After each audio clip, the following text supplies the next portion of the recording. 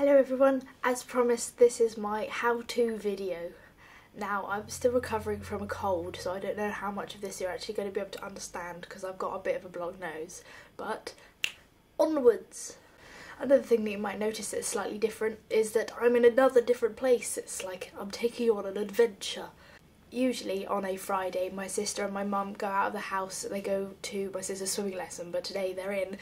There is a very thin wall dividing my room and my sister's room, and she's the kind of sister that tends to laugh at me when I do these things because she thinks she's so much cooler than me, because she is. So I've come up to the attic to do this video. The how-to that I'm planning on doing today is How to Douglas Adams. As you may have noticed, a couple of videos ago I read from this book, The Salmon of Doubt, which, as I said, could have been a clue for the video. Well, it is. Basically, it's sort of a collection of journal entries that Douglas Adams made, and contains the first few chapters of a Dirk Gently story, which is quite good, but it's unfinished because he died before it could be finished.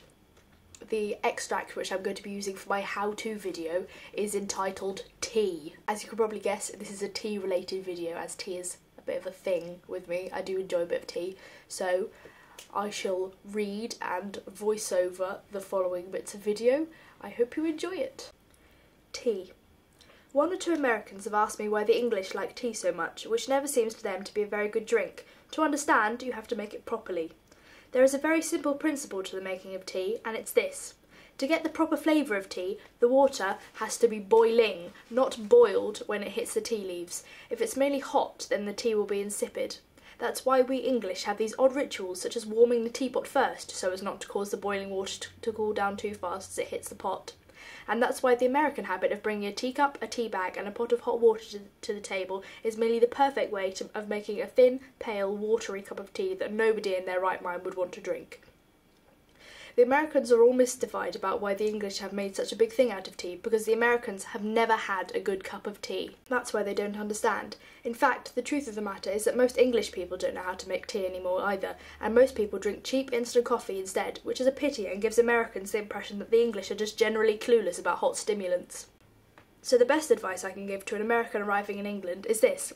Go to Marks and Spencer's and buy a packet of Earl Grey tea. Go back to where you're staying and boil a kettle of water.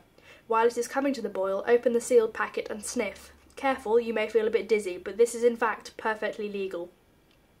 When the kettle is boiled, pour a little of it into the teapot, swirl it round and tip it out again. Put a couple, or 3, depending on the size of the pot, of tea bags into the pot. If I was really trying to lead you into the paths of righteousness, I would tell you to use free leaves rather than bags, but let's take it in easy stages.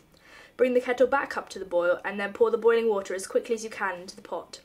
Let it stand for 2 or 3 minutes and then pour it into a cup. Some people will tell you that you shouldn't have milk with Earl Grey, just a slice of lemon.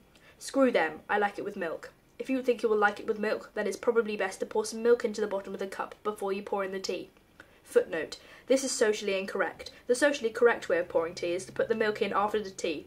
Social correctness has traditionally had nothing whatever to do with reason, logic or physics. In fact, in England, it is generally considered socially incorrect to know stuff or think about things. It's worth bearing this in mind when visiting. If you pour milk into a cup of hot tea, you will scald the milk. If you think you will prefer it with a slice of lemon, then, well, add a slice of lemon. Drink it. After a few moments you will begin to think that the place you've come to isn't maybe quite so strange and crazy after all. I hope you didn't mind my horribly nasal voice over the top of that.